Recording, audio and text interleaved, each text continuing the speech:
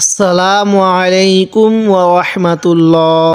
আজকের এই ভিডিওতে আমি শিখাবো কিভাবে আপনি দ্রুত সহি শুদ্ধভাবে কোরআন রিডিং পড়তে পারবেন। তাই ভিডিওটি কেউ একটুও টানবেন না, সম্পূর্ণ ভিডিওটি দেখতে থাকুন। তার আগে ছোট্ট একটি রিকোয়েস্ট করব, আমার চ্যানেলটি সাবস্ক্রাইব করুন। তো চলুন আমরা ভিডিওটি শুরু করি। আমি গত পর্বের মধ্যে সূরাতুল বাকারার এই 61 নং আয়াত পর্যন্ত আলোচনা করেছিলাম। আজকে আমি এই 61 নং আয়াতের পর থেকে আলোচনা করব। বিসমিল্লাহির রহমানির রহিম। হামজা লাগবে এই নুনের সাথে ইন। এখানে নাকের বাসি দ্বারা গুণনা করব, কারণ মিম এবং নুনের উপর তাজদিদ হলে সেখানে আমাদের গুণনা করতে হবে। তো নুনের উপর তাজদিদ আছে, এজন্য আমাদের গুণনা করতে হবে। আমরা অনেকেই এই নিয়মটা জানি না। তো নিয়মটা কি বললাম, মিম এবং নুনের উপর তাজদিদ হলে সেখানে আমাদের গুণনা করতে হবে।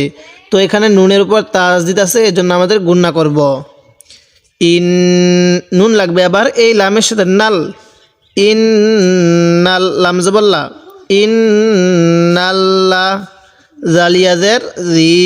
এখানে এক আলিফ টান দিব জেরের বামে ইয়া সাকিন থাকার কারণে। যখন দেখব জেরের বামে ইয়া সাকিন, তখন সেখানে আমরা এক আলিফ টান দিব। নুন জবর না ইন্নাল্লাযীনা। তাহলে আমরা কিভাবে পড়ব? ইন্নাল্লাযীনা। আমরা জালটা একটু নরম করে পড়ব, যাতে করে এটা জিম না হয়ে যায়। হামজা খারা জবর এক আলিফ টান দিব এই খারা জবরের কারণে।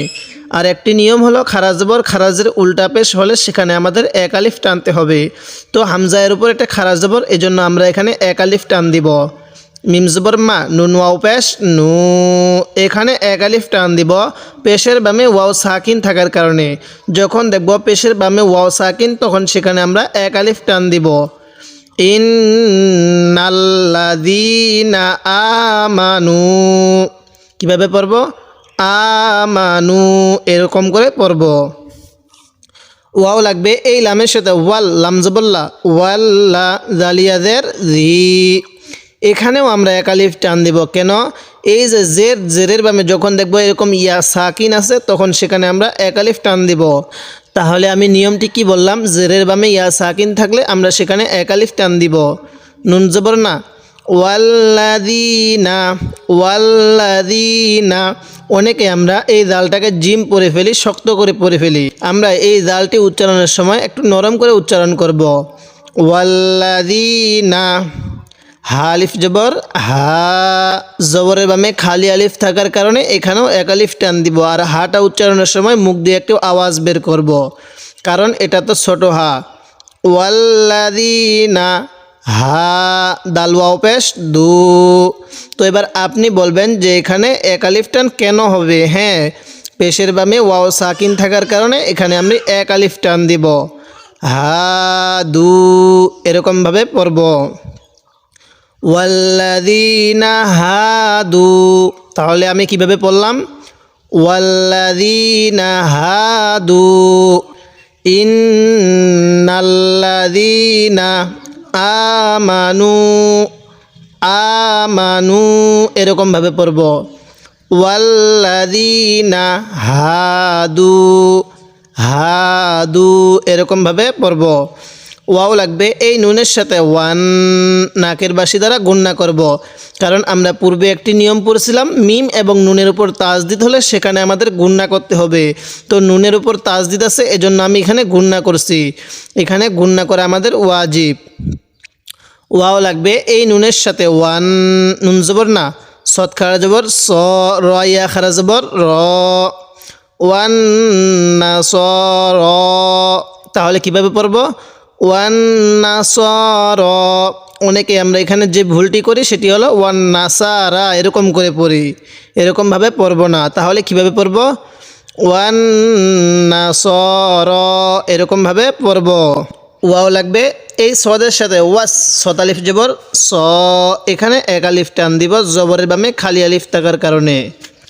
বাজার বি হামজা ইয়াজের ই। এখানেও এক আলিফ টান দিব।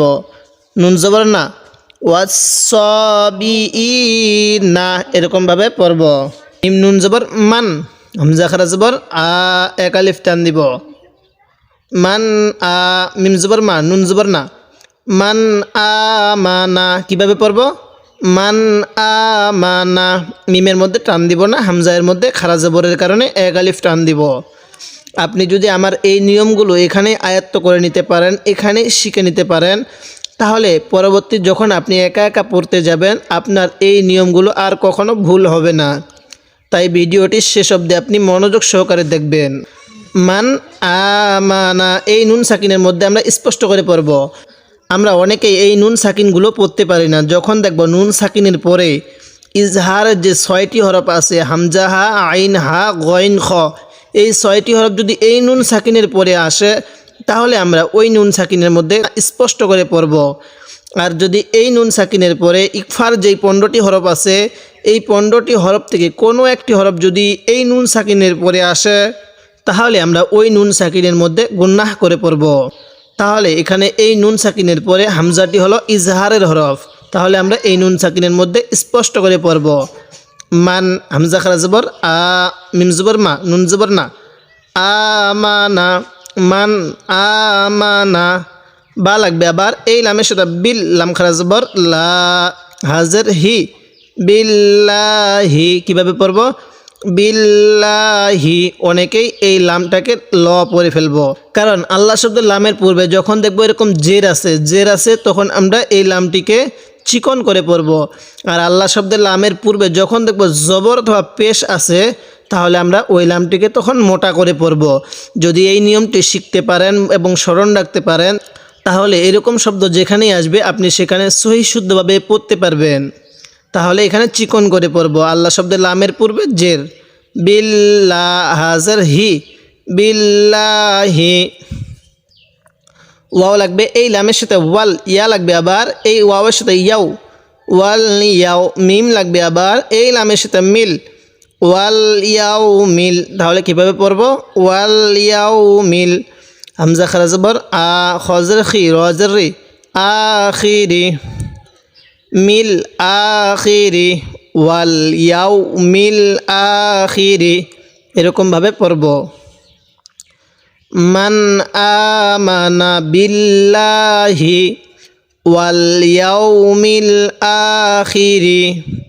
ওয়াও জবর ওয়া, আইন জবর আ, ওয়া আ, মিম জের মি, লাম জবর লা, ওয়া আমিলা, ওয়া আমিলা। আইনটা একটু চাপ দিয়ে পড়ব কারণ অনেকে আমরা এই আইনগুলোকে হামজা পড়ে ফেলি। ওয়া আমিলা, সত আলিফ জবর স, লাম জের লি, হা আলিফ 2 জবর হাং, সলিহাং। এটা সৎ সিন না, অনেকে এখানে সালিহাং এরকম পড়ব, আমরা এরকমভাবে পড়ব না, সলিহাং এরকম করে পড়ব। ওয়া আমিলা সলিহাং। আপনার যদি পড়ার মধ্যে কোনো একটি শব্দ বুঝতে অসুবিধা হয় তাহলে আমার কমেন্ট বক্সে আপনি জানিয়ে দিন, আমি কমেন্ট বক্সে আপনার সেই প্রশ্নের উত্তর দেওয়ার চেষ্টা করব। ওয়া আমিলা সলিহাং এরকমভাবে পড়ব। ফা জবর ফা, লাম জবর লা, ফালা, হা লাগবে আবার এই মিমের সাথে হুম, ফালা হুম। হামজা লাগবে আবার এই জিমের সাথে আজ, জিমটা একটু ধাক্কা দিয়ে পড়ব কারণ কপ্তা বা জিম দাল এই 5টি হলো কলকলা হরফ, আর এই 5টি হরফ উচ্চারণের সময় একটু ধাক্কা দিয়ে পড়তে হবে। তাহলে আজ র পেশ রু, হা লাগবে আবার এই মিমের সাথে হুম, আজ রু হুম। কীভাবে পড়ব? আজ রু হুম। ওয়া আমিলা, আইনটা একটু চাপ দিয়ে পড়ব। ওয়া আমিলা সলিহাং, কেউ সালিহান এরকম করে পড়ব না, সলিহাং। ফালাহুম আজরুহুম। আইন লাগবে আবার এই নুনের সাথে আইন, দাল জবর দা, আইন দা। এই নুন সাকিনের মধ্যে আমরা গুণনা করব কারণ নুন সাকিনের পরে দালটি হলো ইকফার হরফ, আইন দা। র লাগবে আবার এই বায়ের সাথে রব, বাজের বি, রব বি। হা লাগবে আবার এই মিমের সাথে হিম, রব বি হিম, আইন দা রব বি হিম। ওয়াও জবর ওয়া, লাম আলিফ জবর লা, এক আলিফ টান দিব জবরের বামে খালি আলিফ থাকার কারণে। খ, ওয়াও জবর খৌ, ওয়ালা খৌ। অনেকে আমরা এখানে খাও ফুন এরকম করে পড়ব, এরকমভাবে পড়ব না। কিভাবে পড়ব? খাও ফুন। হ্যাঁ, আরেকবার আমার সাথে বলুন, খাও ফুন এরকমভাবে পড়ব। ওয়ালা খাও ফুন, ওয়ালা খাউফুন এরকমভাবে পড়ব, খাউফুন কেউ পড়ব না। আইন জবর আ লাম লাগবে, এই ইয়ার সাথে লাই হা লাগবে, আবার এই মিমের সাথে হিম আলাইহিম ওয়ালা খাউফুন আলাইহিম। ওয়াও জবর ওয়া লাম আলিফ জবর লা, এক আলিফ টান দিব জবরের বামে খালি আলিফ থাকার কারণে। হা মিম পেশ হুম ওয়ালা হুম ওয়ালা হুম। ইয়া লাগবে, আবার এই হায়ের সাথে ইয়াহ জা জবর জা ইয়াহ জা। নুন ওয়াও পেশ নুন জবর না ইয়াহ জানু না। তো যদি আমরা এখন ওয়াকফ করি তাহলে কিভাবে পড়ব? ইয়াহ জানুন, তখন এখানে আমরা 3 আলিফ টান দিব ইয়াহ জানুন। ওয়াকফ করলে আমরা এইভাবে পড়ব। এবার আমরা এই আয়াতের শুরু থেকে ভেঙ্গে ভেঙ্গে পড়ব। ইন্নাল্লাযীনা, দেখুন আমি দালটা একটু নরম করে পড়ছি। ইন্নাল্লাযীনা আমানু, আমি হামজার মধ্যে টান দিছি, মিমের মধ্যে টান দেই নাই।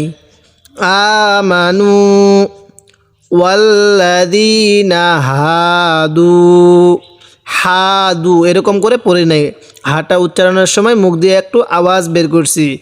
হাদু ওয়ান নাসারা, ওয়ান নাসারা এরকম করে পড়ব না। ওয়ান নাসারা ওয়াস-সাবিঈনা মান আমানা বিল্লাহি ওয়াল ইয়াউমিল আখিরি ওয়া আমিলা সলিহান ফালাহুম আজরুহুম ইনদা রাব্বিহিম ওয়ালা খাউফুন, খাউফুন কেউ পড়ব না। ওয়ালা খাউফুন আলাইহিম ওয়ালা হুম ইয়াহজানুন। এবার আমরা এই আয়াতের শুরু থেকে মিলিয়ে পড়ব। ইন্নাল্লাযীনা আমানু ওয়াল্লাযীনা হাদু ওয়ান নাসারা ওয়াস-সাবিঈনা মান আমানা বিল্লাহি ওয়াল ইয়াউমিল আখিরি ওয়া আমিলা সলিহান ফালাহুম আজরুহুম ইনদা রাব্বিহিম ওয়ালা খাউফুন আলাইহিম ওয়ালা হুম ইয়াহজানুন। যদি আপনি এরকমভাবে বানান করে ভেঙ্গে ভেঙ্গে শব্দে শব্দে তাজবিদ সহ উচ্চারণ করে মাত্র এই 1 নং পারাটি শিখতে পারেন, তাহলে আপনি পবিত্র কুরআনুল হাকিম সহি শুদ্ধভাবে রিডিং পড়তে পারবেন। আপনি আমার চ্যানেলটি সাবস্ক্রাইব করুন এবং আমার ভিডিওতে একটি লাইক দিয়ে দেন, যাতে করে আমার এই ভিডিওটি আরও মানুষের কাছে পৌঁছে যায়।